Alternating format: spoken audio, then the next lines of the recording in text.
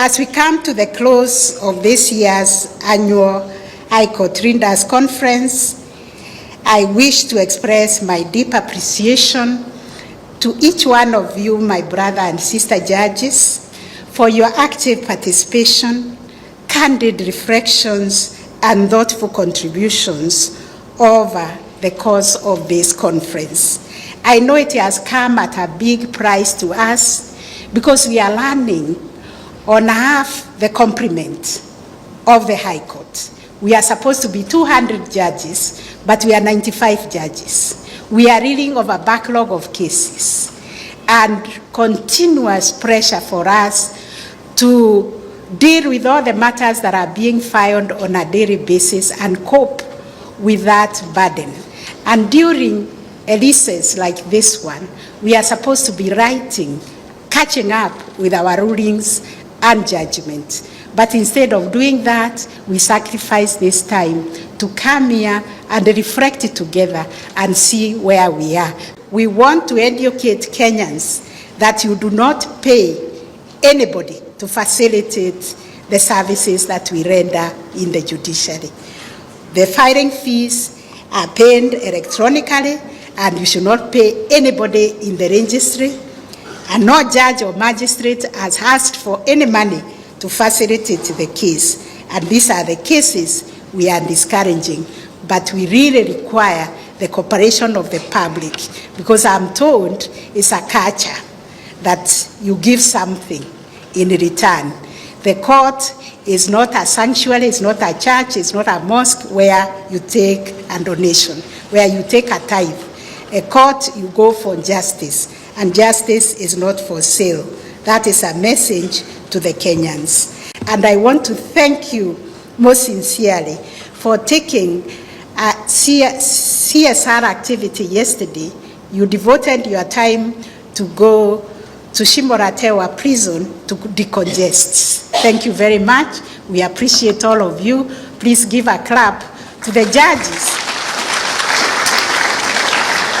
who did a supervisory law when they are here for this conference during the vacation.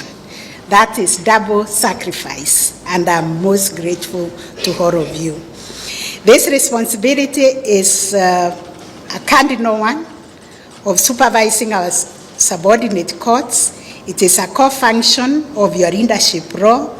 The subordinate courts are the face of justice for many Kenyans, and it is through your effective supervision that we can ensure we have consistency, we have professionalism, and we have quality service across all levels of our judicial system.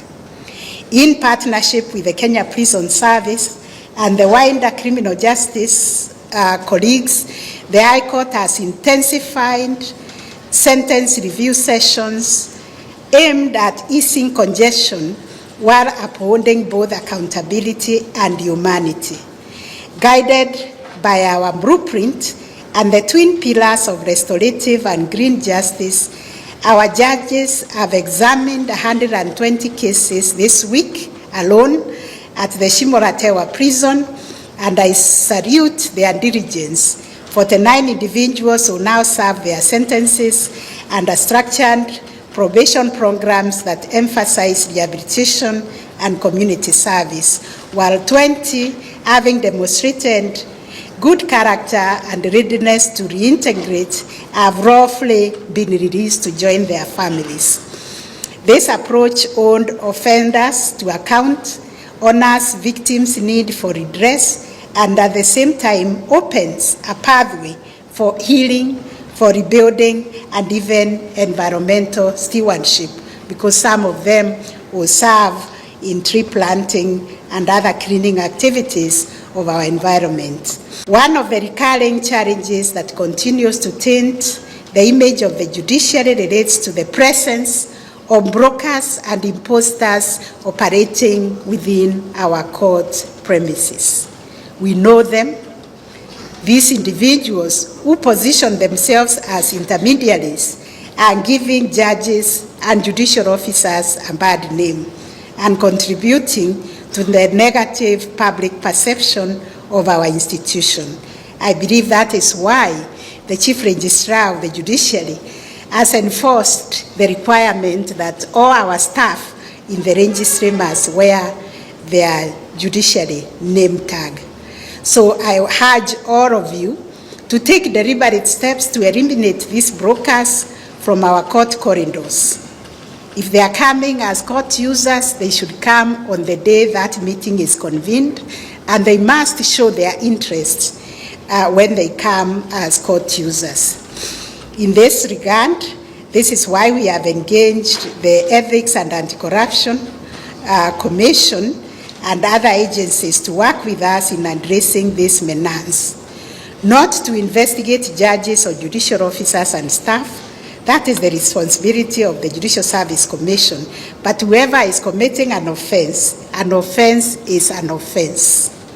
Rather, to rid us of the problem of imposters masquerading as agents of corruption within our hallowed corridors. I encourage you to report these individuals for criminal prosecution so that we can reclaim our courts as spaces of integrity, professionalism, and public trust. One of the recurring challenges that continues to taint the image of the judiciary relates to the presence of brokers and imposters operating within our court premises. We have rolled out court integrity committees, as you know. I issued a memo on this in each of the High Court station and division, and also requiring that we work together with the stakeholders to tackle integrity concerns throughout the justice chain within our court premises. We recognize that many of the complaints raised by the court users regarding corruption are not only about us as judges or judiciary staff, but sometimes relate to actors from other justice sector agencies operating within our court premises. We want to sanitize our court premises to say these are no corruption zone.